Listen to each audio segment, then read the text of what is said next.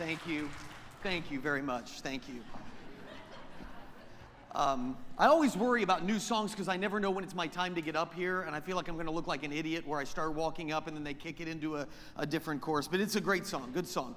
So we've been doing this series, Wounded Grace. Those of you that are watching online on the live stream, hi, welcome. And this is what you need to read for next week. The rest of you have a bulletin so you can see that. 2 familiar passages, a little shorter, pretty intense. Oh, sorry, thank you. Pretty intense passages, but I think you'll remember them when you read them. But I need that for next week as we look at a different aspect of forgiveness. I want to start off this week. I told you when we started this series that there would be potentially some pain involved for some of us just because of memories and things that have happened. I don't know if either of these two actual real life accounts are things that any of you can sympathize with, that you can identify with. But let me start off with Marcus and Noah. We'll start with Marcus here. It had been almost 15 months since my brother Jason and I last spoke. I still remember the day I asked him for the $5,000 loan. I was trying to get a landscaping business off the ground, and things looked promising, at least on paper.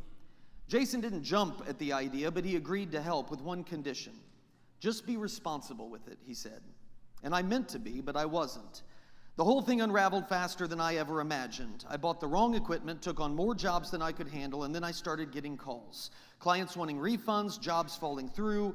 Before long, I had no money and no clue how to fix it, so I did the worst thing I could have done. I just went silent.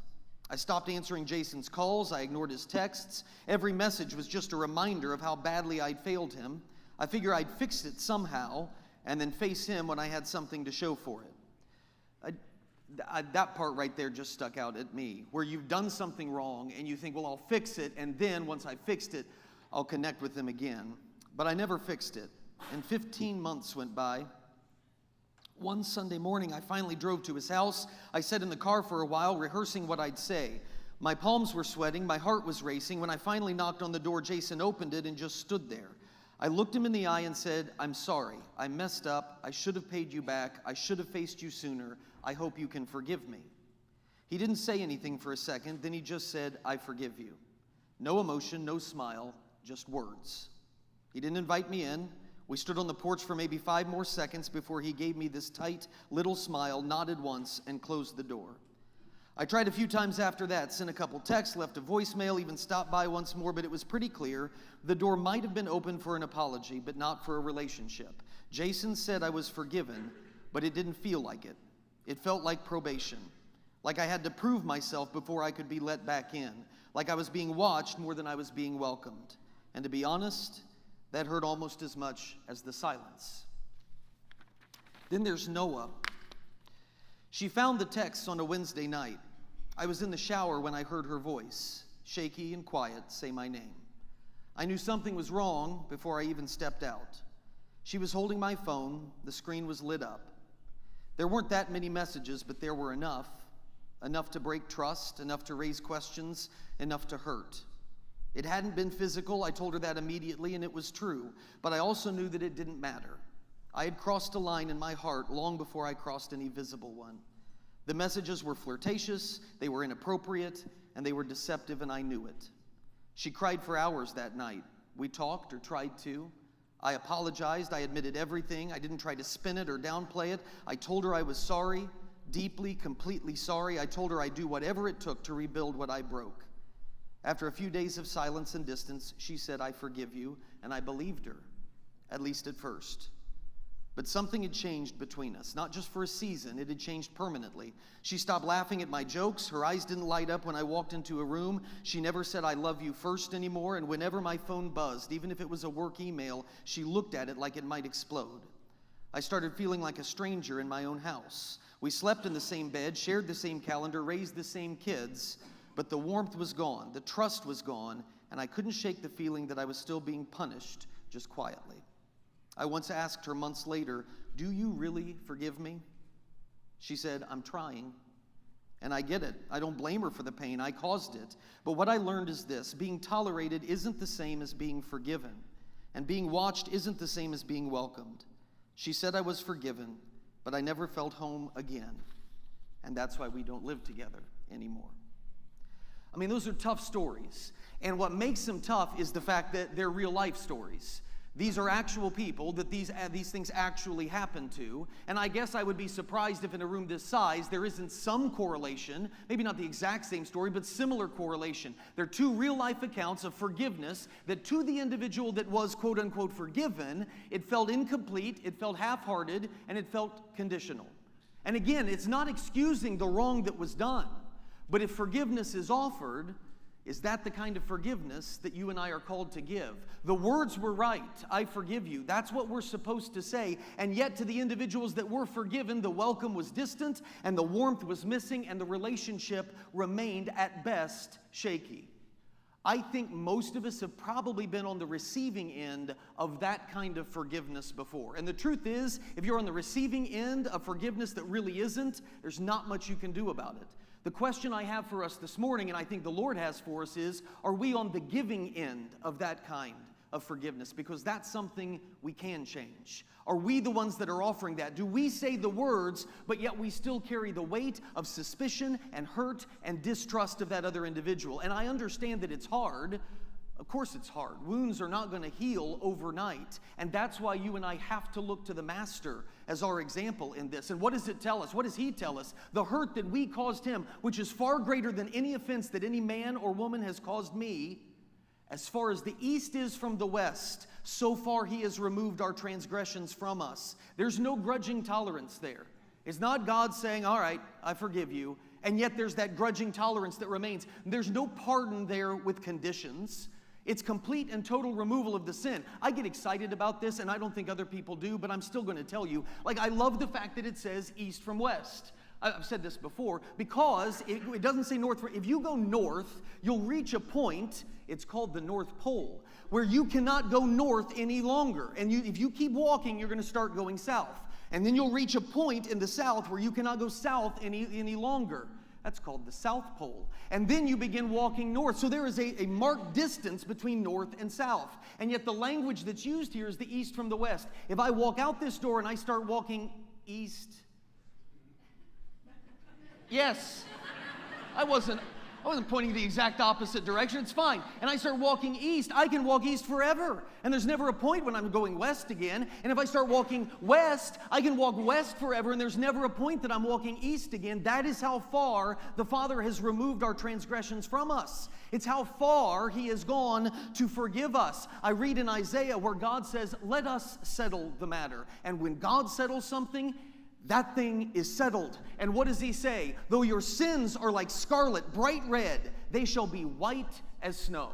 Even though they are red as crimson, they shall be wool. White wool. And listen, that means there's no stains and there's no spots from the past that remain. That's what the Master has offered.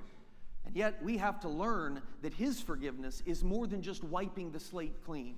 This is what I love, and it's why I had you read this story. His forgiveness is about celebration. It's about restoration and redemption. Look at what we read from Paul.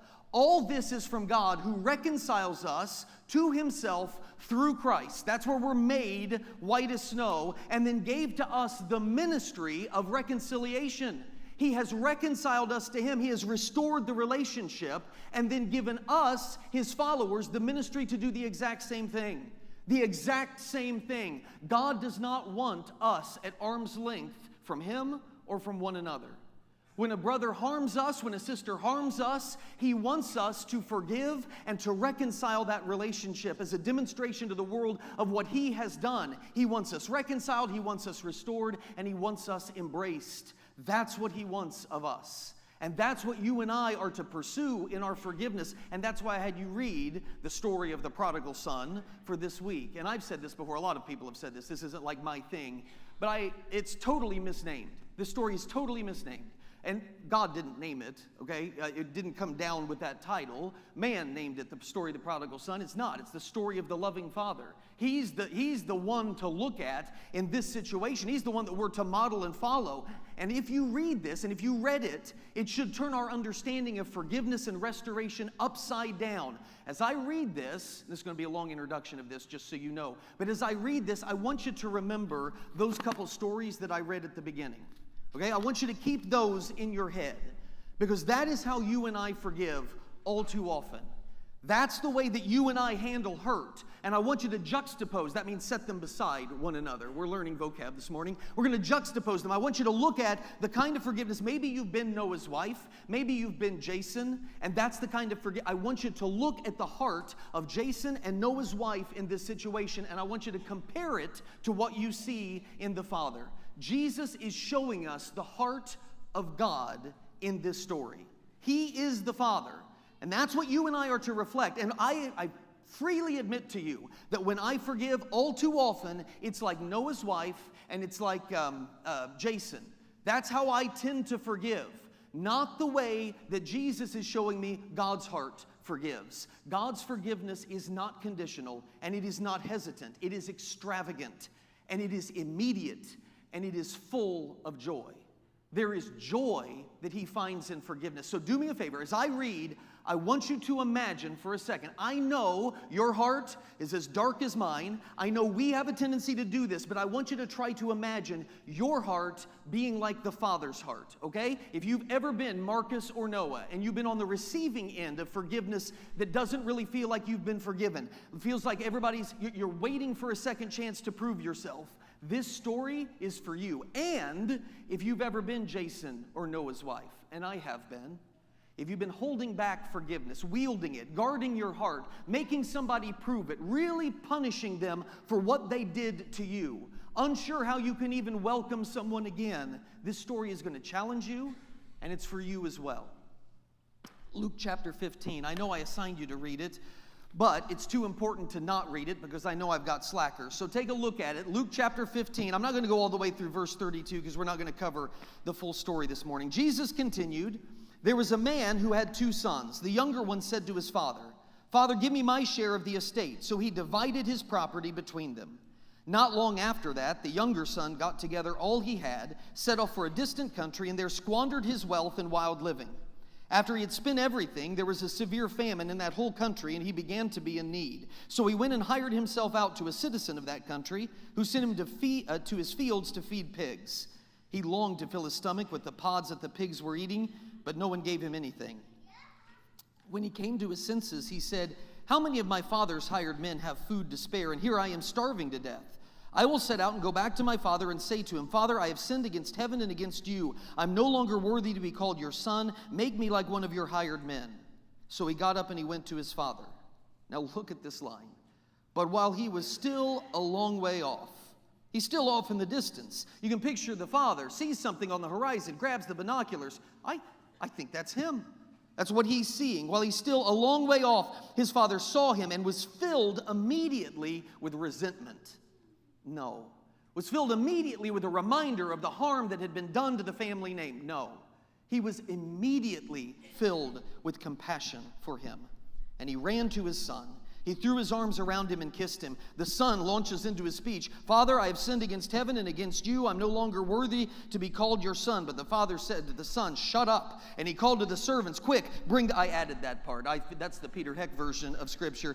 And he calls to his servants, "Quick, bring the best robe and put it on him. Put a ring on his finger and sandals on his feet. Bring the fattened calf and kill it. Let's have a feast and celebrate, for this son of mine was dead and is alive again. He is lost and is found." So they began to celebrate.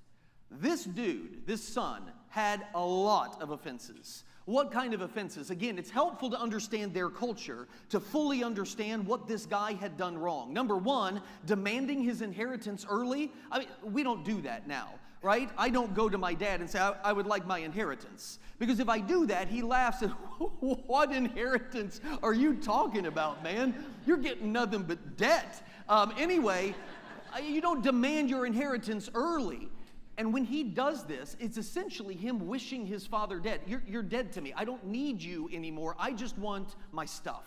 That's all I want. I don't need you in my life anymore. That is totally disrespecting the cultural norms that they had. It is treating the estate as though the dad is already gone. His dad is dead to him.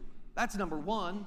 Then the offense of neglecting family concerns. Don't overlook that. He fractures family unity. We know there's a brother, there's a father, there's most likely a mother. He's destroyed family unity in this. He brings shame upon them culturally. How could he have done this to his dad? What went wrong in that home that he would turn out like that? There's no concern in this guy for the emotional or the financial or the social impact that it's going to have on the family when he does this.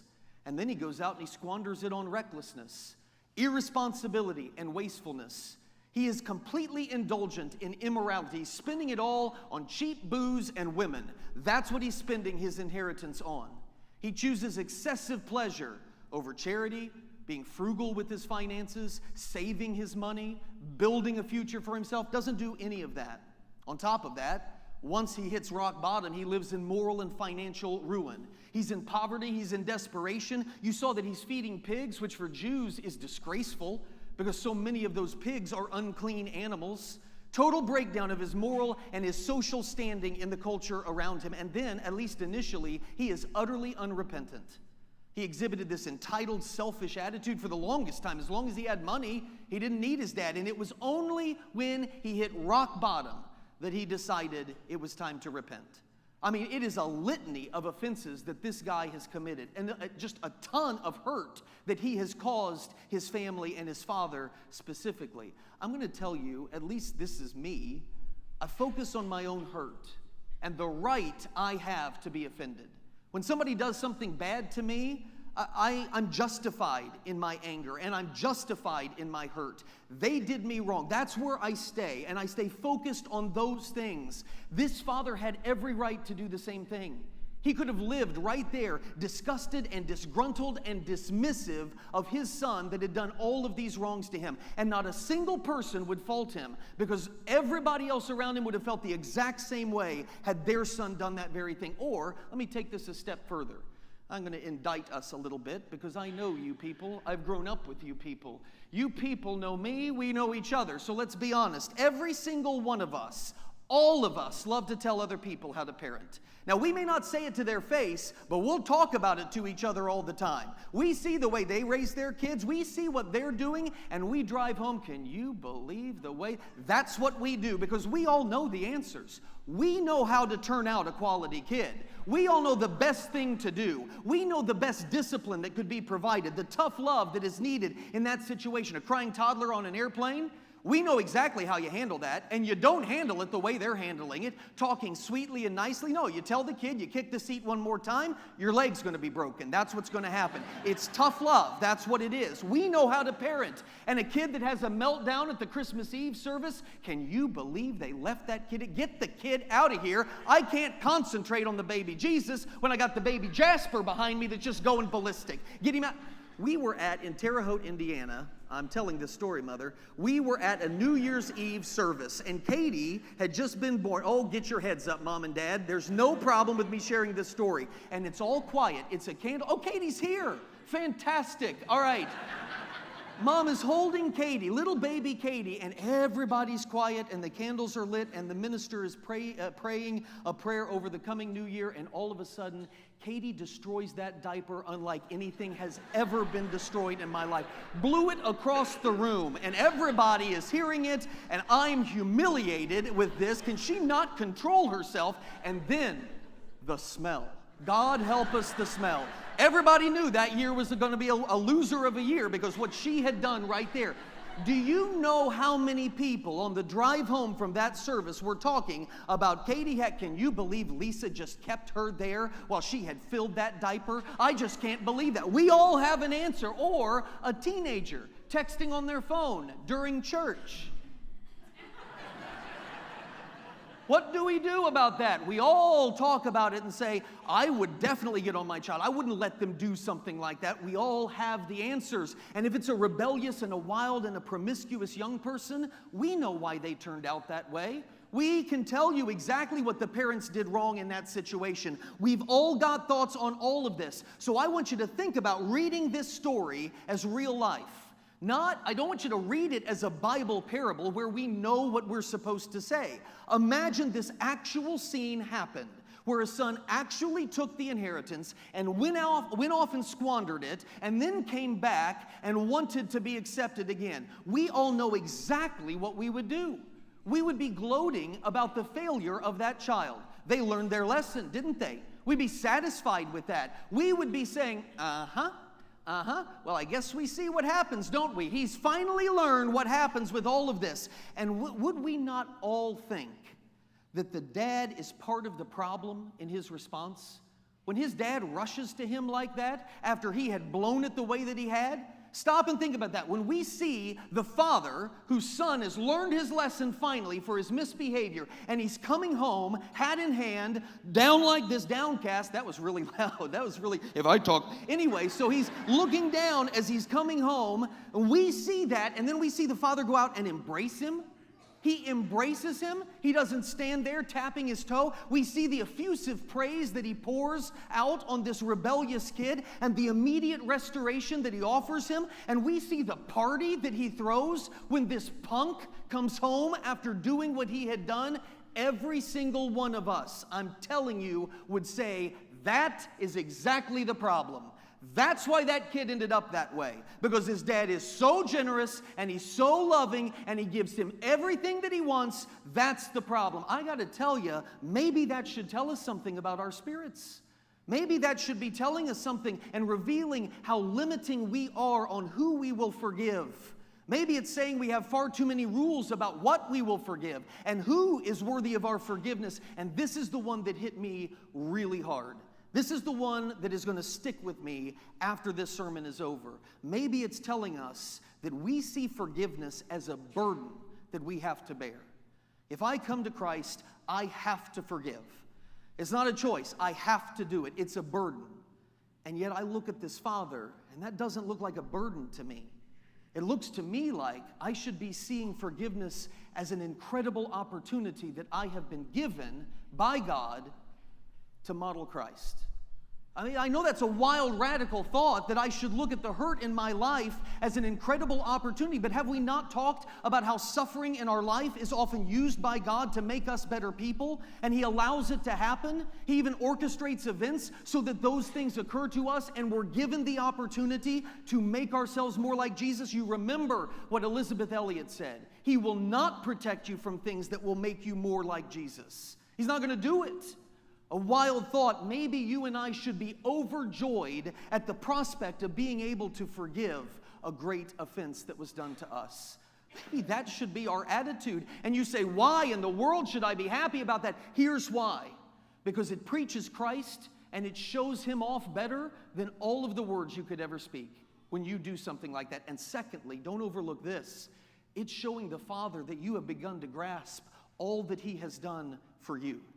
That's why I think we're supposed to act that way. So go back. The father here in this story has every reason to be disgruntled and disgusted and dismissive. And his son knows it.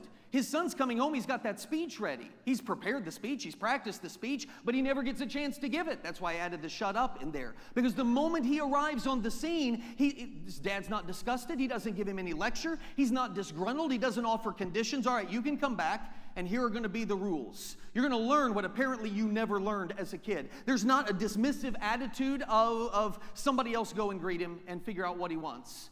It is a celebration and a party.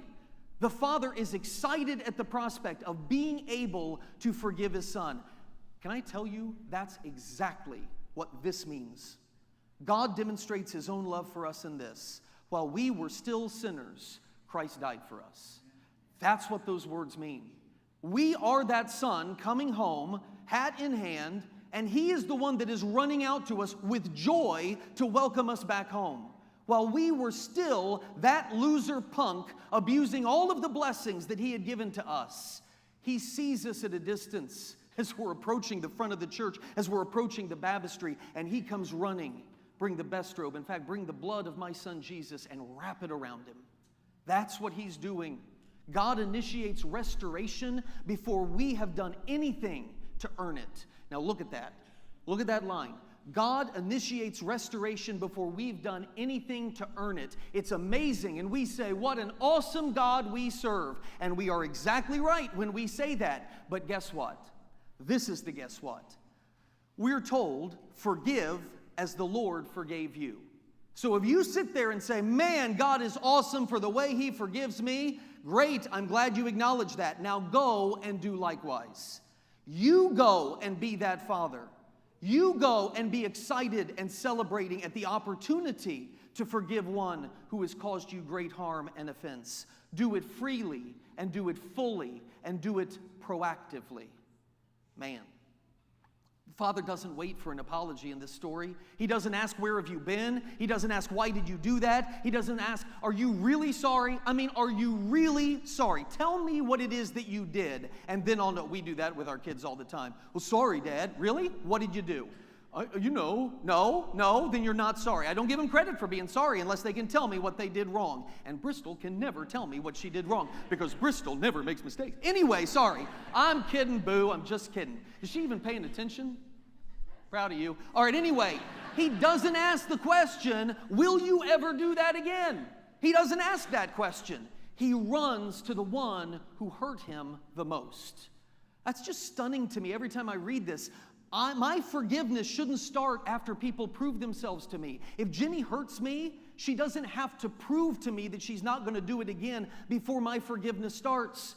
My forgiveness starts when my heart softens towards them. That's where forgiveness starts. And what should cause that? Recognizing what my heart has been forgiven of. That's where this all starts. In other words, we don't stand there waiting with arms crossed, tapping our toes for someone to come crawling back to us. No, we are running with arms spread wide open. Be reconciled. Let's fix this. Forgiveness isn't giving someone a second chance. It's giving up the right to require them to make a second chance, to have a second chance. I just butchered that statement, but you get what it was. I was really excited about that line, so I increased the font and everything. I thought this is going to be the line of the sermon, and I totally blew it grammatically. Sorry. Forgiveness isn't giving somebody a second chance. It's giving up the right to require one. There. That was great. All right, thank you. Thank you again. Thank you.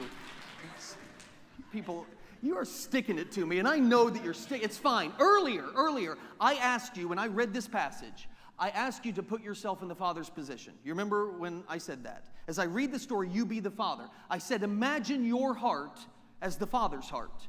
Try to imagine having that same heart as the Father. And I want you to do it one more time as we close here. Okay, I want you to do this one more time. I used a video clip in 2021. A lot of you were not here in 2021. We were doing our This is the Bible series, going through like the big chapters of the Bible.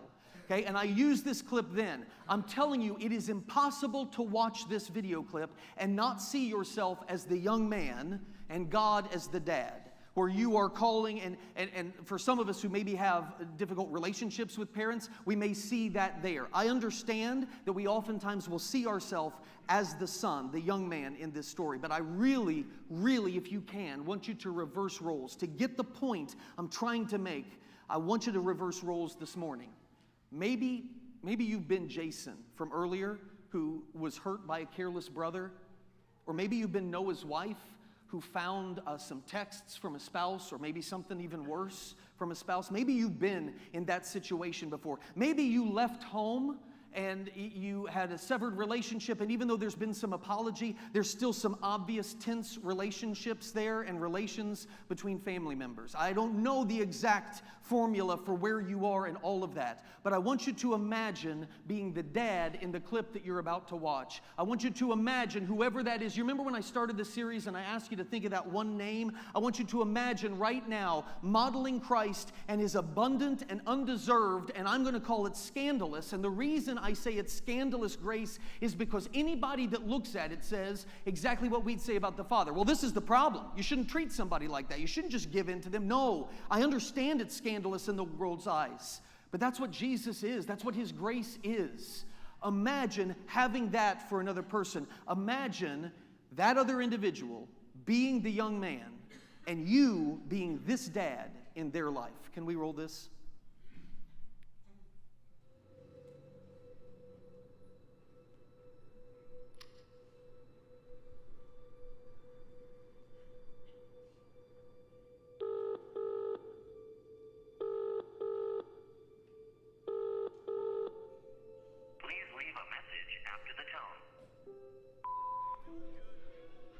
Hey, Dad.